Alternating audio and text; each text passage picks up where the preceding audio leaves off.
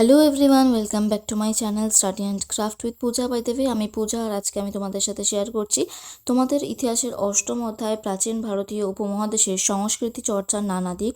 এই অধ্যায়ের প্রশ্ন উত্তর বা সাজেশন ক্লাসের পার্ট 2।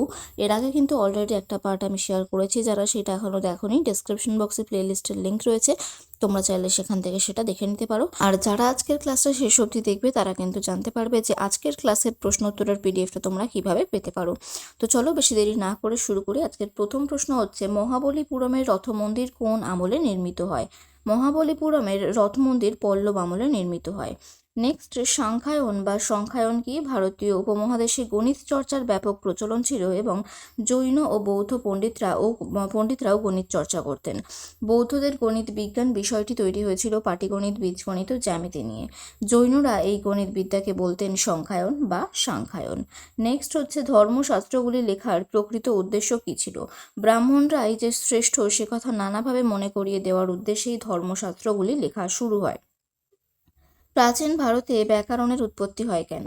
প্রাচীন ভারতে বিশেষ করে বৈদিক সমাজের সকলে ঋগ্বেদের ভাষায় কথা বলতো, কিন্তু ধীরে ধীরে এই ভাষায় আঞ্চলিক প্রভাব পড়ার ফলে নানা আঞ্চলিক ভাষার উদ্ভব হয়। তখন এই সব ভাষা এবং তার ব্যবহারকে নিয়মে বাঁধার দরকার হয়, তার জন্যই ব্যাকরণের উৎপত্তি হয়।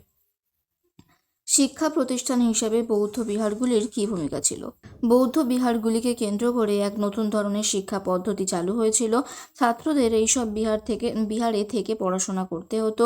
এখানে কৃষি, চিকিৎসা, রাজ্য শাসন প্রভৃতি বিষয়ে পড়াশোনা ছাড়াও তাদের তীর তরবারি চালানো, কুস্তি ও নানা ধরনের খেলাধুলা শেখানো হতো। যে প্রাকৃত ভাষা বলতে কী বোঝো? প্রাচীন ভারতের বিভিন্ন অঞ্চলে একই ভাষা নানাভাবে উচ্চারিত হতে শুরু হয়, সেই ভাষাগুলোকে প্রাকৃত বলা হতো। প্রকৃত বা আসল থেকে প্রাকৃত কথাটা এসেছে। নালন্দা মহাবিহারের শিক্ষা ব্যবস্থা কেমন ছিল? প্রাচীন ভারতের একটি অন্যতম শিক্ষা কেন্দ্র ছিল নালন্দা মহাবিহার। নালন্দার শিক্ষা ব্যবস্থা গুপ্ত রাজাদের আমলে প্রতিষ্ঠিত। নালন্দা মহাবিহারে যে কোনো ধর্ম ও বর্ণের ছাত্ররা পড়ার সুযোগ পেত, তবে তাদের কঠিন পরীক্ষায় পাশ করে এখানে ভর্তি হতে হতো এবং এখানে থাকা, খাওয়া ও পড়ার কোনো খরচ লাগতো না। লেখাপড়া শেষে ছাত্রদের পরীক্ষা দিতে হতো। নালন্দায় চীন, তিব্বত, কোরিয়া, সুমাত্রা ও জাভা থেকে ছাত্ররা পড়তে আসতো এবং এখানে বহু বিখ্যাত পণ্ডিত পড়াতেন। উপাধ্যায়ের কাজ কী ছিল? বৈদিক শিক্ষার সঙ্গে যে দুজন গুরু যুক্ত ছিলেন তাদের অন্যতম হলেন উপাধ্যায়।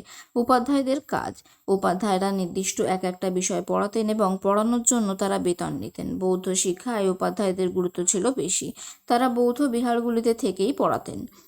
অজন্তা গুহাচিত্রের বৈশিষ্ট্যগুলো সংক্ষেপে লেখো। গুপ্ত আমলের তথা ভারতীয় চিত্রকলার অনুপম নিদর্শন হলো অজন্তা গুহার দেয়ালে আঁকা চিত্রকলা। অজন্তা গুহা চিত্রের বৈশিষ্ট্যাবলী। অজন্তা চিত্রকলায় বিভিন্ন গাছগাছরা, পাথর ও মাটি দিয়ে তৈরি রং অর্থাৎ প্রাকৃতিক রং ব্যবহার করা হয়েছিল। এই গুহাচিত্রের বিষয়বস্তু ছিল বুদ্ধ ও বুদ্ধের পূর্বজীবনের নানা দৃশ্য, জাতকের কাহিনী, সেকালের সমাজের নানা কথা। অজন্তা চিত্রকলা ভারতীয় তথা পৃথিবীর শ্রেষ্ঠ চিত্রকলার মধ্যে অন্যতম। চৈত্য কি? প্রাচীন ভারতীয় স্থাপত্য শিল্পের অন্যতম নিদর্শন হলো চৈত্য। সরাসরি পাহাড় কেটে গুহাবাস রূপে এই চৈত্য বানানো হতো। এগুলো ছিল আয়তাকার এবং এর শেষ প্রান্তে উপাসনার জন্য রাখা হতো স্তূপ। নাসিক, পিতলখোড়া, কার্লে প্রভৃতি স্থানে এইসব চৈত্য বানানো হয়েছিল।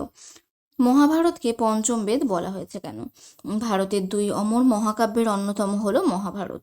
প্রাচীন ভারতীয় ঋষিদের ধারণা ছিল যে মহাভারতের চর্চা করলে বেদ পাঠের মতোই সুফল পাওয়া যাবে, তাই মহাভারতকে বলা হয়েছে পঞ্চম বেদ। বৌদ্ধ বিহারগুলিতে ধর্মীয় বিষয় ছাড়া কোন কোন বিষয় পড়তে হতো? বৌদ্ধ বিহারগুলিতে ধর্মীয় বিষয় ছাড়া তীর ও তরবারি চালানো, কুস্তি ও নানা ধরনের খেলাধুলা শিখতে হতো। এছাড়া শ্রমণ ও ভিক্ষুদের সুতো কাটা ও কাপড় বোনা শিখতে হতো। তক্ষশিলা মহাবিহারে পরীক্ষার পদ্ধতি কেমন ছিল? তক্ষশিলা মহাবিহারে পরীক্ষার পদ্ধতি বেশ সহজ ছিল, তবে মনে হয় লিখিত পরীক্ষার ব্যবস্থা ছিল না। সম্ভবত মৌখিক পরীক্ষার মাধ্যমে এখানে শিক্ষার্থীর জ্ঞান যাচাই করা হতো।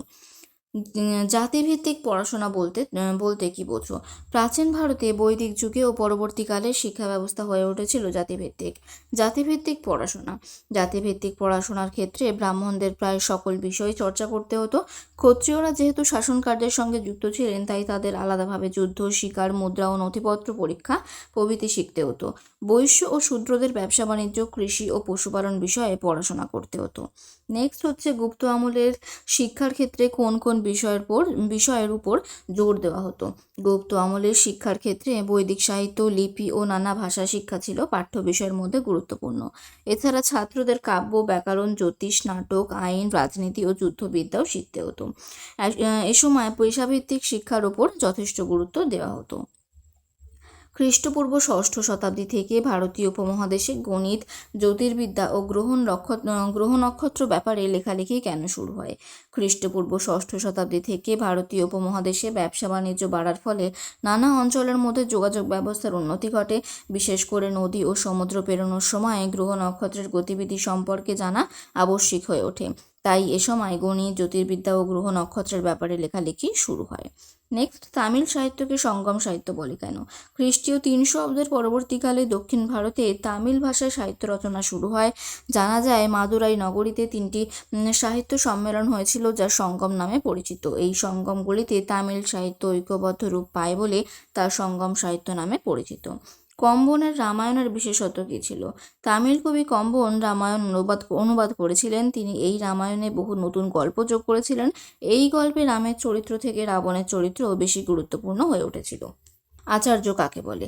বৈদিক শিক্ষা ব্যবস্থার সঙ্গে যুক্ত গুরুকে বলা হতো আচার্য। তার বাড়িতে থেকেই ছাত্ররা পড়াশোনা করত। ছাত্রদের খাওয়া পড়ার দায়ভারও তিনি বহন করতেন। তিনি বিনা বেতনে ছাত্রদের পড়াতেন। বিনিময়ে ছাত্ররা আচার্যকে নানা কাজে সহায়তা করত। গান্ধার শিল্পরীতি কি। শক, কুষাণ আমলের এক বিখ্যাত শিল্পরীতি ছিল গান্ধার শিল্পরীতি। বুদ্ধের জীবন ও বৌদ্ধ ধর্মে নানা বিষয় ছিল এই শিল্পের মূল কথা। এই ভাস্কর্য শিল্পে গ্রিক ও রোমান প্রভাব দেখা যায়। তাহলে আজকের এই ক্লাসে কিন্তু এতগুলো প্রশ্নোত্তর ছিল। আশা করছি ক্লাসটা তোমাদের ভালো লাগলো। এই দুটো ক্লাস নিয়ে অর্থাৎ দুটো পার্টে কিন্তু আমি প্রচুর প্রশ্ন তোমাদের সাথে শেয়ার করেছি। বলা যায় এই চ্যাপ্টারে যত প্রশ্ন ছিল আমি সবই শেয়ার করেছি। এগুলো দেখে গেলে পরীক্ষায় ডেফিনেটলি কমন পাবে তোমরা। তো আজকের ক্লাসটা যদি ভালো লাগে আর এই ক্লাসের পিডিএফটা যদি পেতে চাও, তাহলে কিন্তু ক্লাসটাকে অবশ্যই লাইক করো, কমেন্ট করো, বন্ধুদের সাথে বেশি করে শেয়ার করে দিও। তোমাদের কোনো রিকোয়েস্টেড টপিক থাকলেও তোমরা কমেন্টে জানাতে পারো।